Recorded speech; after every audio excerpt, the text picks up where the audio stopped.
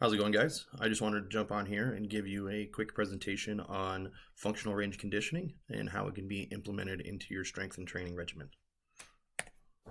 Functional range conditioning has three main goals when we utilize the FRC system. First one being mobility development. Second one is going to be joint strength. And the third one will be body control.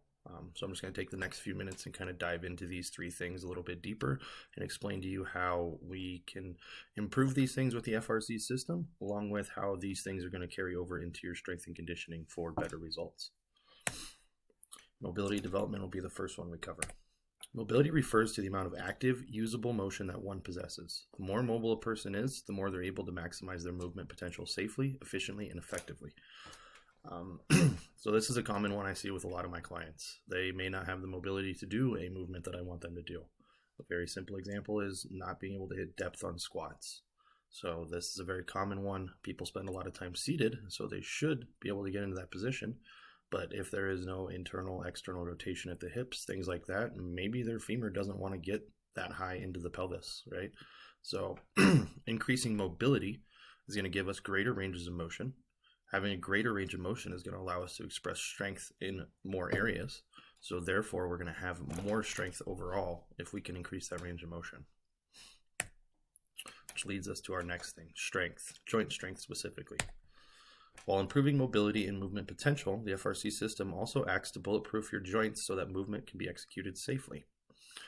If we want to use the photo that we have here as an example, normally when we're doing a deadlift, it's always coached that you want to keep a neutral spine and everything needs to be in that perfect setup so that you don't hurt yourself, right?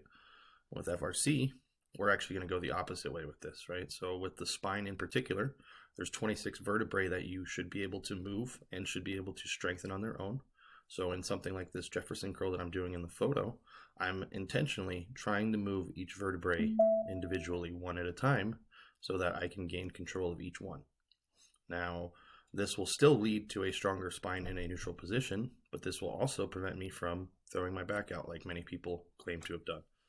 What really happens when we're doing something like that is out of all the vertebrae in our back, only a few of them are able to move correctly. So what happens is under a load or under tension, the back will give out and that one vertebrae will be the one to move. Then the other ones will not be moving, and so they'll try to keep the tension in the muscle, and that muscle will, as like a safety feature, spasm, and it will freak out and not allow it to lengthen fully, thus throwing out your back. So to me, strengthening the joints is going to be a really surefire way to help prevent injuries down the road. The last thing that our goal is with the FRC system is body control. Training with FRC improves the function of your nervous system. This leads to a reduction of pain and injury, joint health and longevity, and as well as an increased ability to move freely and easily. So the reason you'll see me do a lot of these FRC workouts prior to my strength and conditioning workouts is I believe they are a great primer for the nervous system. So when I am doing a max effort PAILS rails, as it's called, I'm still getting my nervous system to understand what working at max effort feels like, but I'm not doing any damage to the muscle tissue because I'm in a stretch. So with that, I'm able to get more control over the muscles that I was just trying to use in the isometric that I was doing, which will allow me to have better control over my joints. Along with that, things like CARs are going to be a daily practice that you can do to improve your control over this. Things like we'll get into in the next presentation is CARs have a direct line to your brain. So when you're using that joint capsule, it's giving you direct feedback to your brain and showing you awareness, or what they call afference, in the FRC system.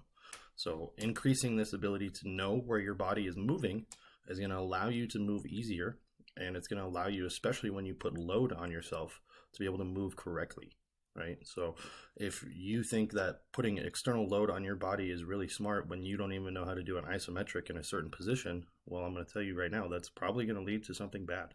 So using FRC as a foundational base to help teach people how to control their bodies, strengthen their joints, and have better mobility is the biggest reasons why we use FRC in strength and conditioning. If you are interested in learning more about FRC, or you wanted to do FRC sessions, feel free to click the link in my bio and apply for coaching today. Any other questions, you can always reach out and shoot me a DM. Thanks.